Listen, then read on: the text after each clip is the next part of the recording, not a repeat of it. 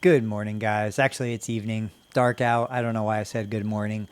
I recently posted on my Facebook feed a post about declining reimbursement and how therapists need to really find alternative measures to make ends meet, to reward our team, and to really grow professionally. And one of the things that I said was, how are we as a profession innovating and using technology to not only improve our patient care and our patient care experience, but to reduce the cost of the services we deliver?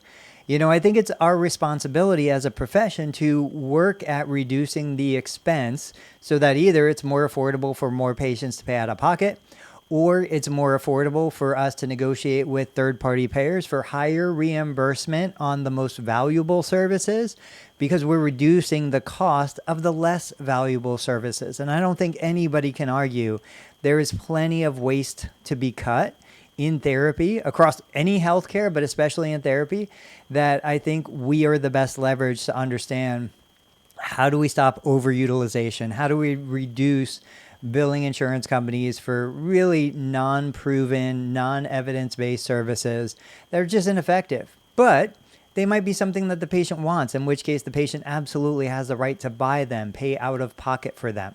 So anyway, that's a different discussion. Maybe that's a new video. I want to share a real life example of one simple scenario that you can use in your practice today to start optimizing cash flow, start managing how you do things. It doesn't mean you're working harder. It doesn't mean you're doing more. It means that you're understanding how you get paid, what the rules are, and how you can leverage those rules in your favor. We all want to play this game, but we want to play the game to win without breaking the rules. So let's use a real scenario. Now, I'm not going to use a real patient, but these are real examples that I'm going to use. Let's say, for example, I've got a patient. I'm just going to say it's a 42-year-old male who's working at a local business, who is an employee. He has benefits through his employer. He has a high deductible plan. It's got a $5,000 deductible. He's got a $45 per visit copay for therapy services once the deductible has been satisfied. And the out-of-pocket maximum for this plan is also $5,000. Okay, this is a generally healthy individual. He's working, he's raising his family, he loves the outdoors, he goes out with his wife, does everything that a normal family man would do. And with that, he ends up falling off a ladder. It's the holiday season. He's hanging lights around his house. He falls, hits his shoulder, maybe fractures a clavicle, and tears his rotator cuff. So out of nowhere, he goes in for surgery. He has a surgery he wasn't expecting. He's nowhere close to meeting his deductible or out-of-pocket max because he hasn't been using his health insurance because he's been doing great. And so now on Monday, let's say he fell on Sunday. He gets surgery on Monday. On Wednesday, he arrives at my physical therapy clinic for physical therapy, outpatient therapy services, rotator cuff repair, clavicle fracture. We're going to do an evaluation. We call to verify coverage. We are participating with his insurance plan, and we find out that he has not met his out-of-pocket maximum, but we know that his surgical bill, his anesthesia bill, his imaging bill, his ER bill, the transport, none of that stuff has been processed yet. None of it has been paid. We have a reasonable expectation that those expenses will exceed the $5,000 out-of-pocket max. Now, in my clinic, we do our billing in-house. We are lightning fast with our claims. If I'm seeing a patient at 10 a.m. on Monday, I want that claim finished and sent by 5 p.m. the same day. I believe that getting those claims as frictionless as possible, getting them out, getting them paid, is the most important part to running my business effectively. But this would be a situation where I'm going to recommend we hold the claims. Now, for this particular payer, let's say I have a 90-day timely filing limit. So I can effectively hold those claims up to 90 days before I exceed the timely filing limit. But I know that these other services are going to get processed and paid well before 90 days is even close. So I sit on the claims. I don't submit them. I put them into purgatory. And for the next week or two, I continue to treat this individual. Now I know that he's going to meet his out-of-pocket max, so I don't have to collect his copay. I don't have to collect toward his deductible. He can come to therapy basically stress-free, and we can make it as enjoyable as an experience as possible. A week goes by, 2 weeks, 3 weeks, 4 weeks. We're checking and verifying utilization of his coverage. And then let's say at the 3-week mark, all of the other medical claims have processed. Now he's met or exceeded his out-of-pocket max. He's met his deductible. He has $0 copay, $0 that he has to pay me for the deductible.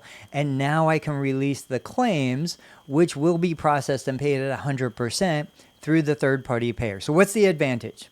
Obviously, the patient doesn't have to pay me directly. I can get payment from the third-party payer. That payment will typically go into my bank account automatically, so I don't have to worry about going and making deposits. I don't have to worry about credit card processing fees, because if the patient was paying me, most likely he's going to pay with a credit card, and I'm going to lose the 2.5% or whatever the percentage is for processing that. I would also have to utilize administrative time to collect the payment, post the payment, run the payment. None of that happens if the insurance company pays me once he's exceeded his out-of-pocket max. Now, what about the benefit to the patient? Well, here, where I am locally in Ohio, most of the hospitals will provide patients with a 40, 50, even a 60% prompt pay discount if they pay the full bill owed in one session, whether they pay by credit card, whether they pay cash or check, or however they want to do it. So if I can sit back and hold my claims, not submit them until the hospital charges have been processed, the patient gets the benefit of the opportunity of a prompt pay discount if he wants to run it on his credit card. He probably gets points back, 1.5% points back on his credit card. I don't have the ability to give him the prompt pay discount for paying me toward the deductible, but the hospital does. And they do, and they can. So he gets to save 50%, 40% from a prompt pay discount. I get to save the administrative hassles by just getting paid direct deposit from the insurance company. And my patient gets the best possible patient care experience because he doesn't have to worry about stressing out about, I'm not going to be back to work for 6 weeks, 8 weeks, 12 weeks. Maybe he doesn't have a disability policy. Maybe he doesn't have, family leave and other things. So he's got enough to worry about.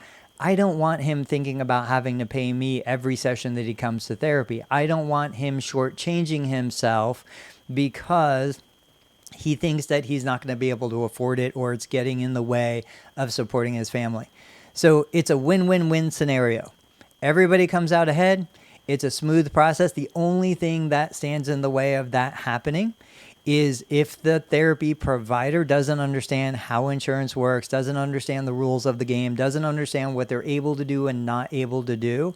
But by managing my billing process, my cash flow, by holding on to those claims and seeing the big picture, we all come out ahead.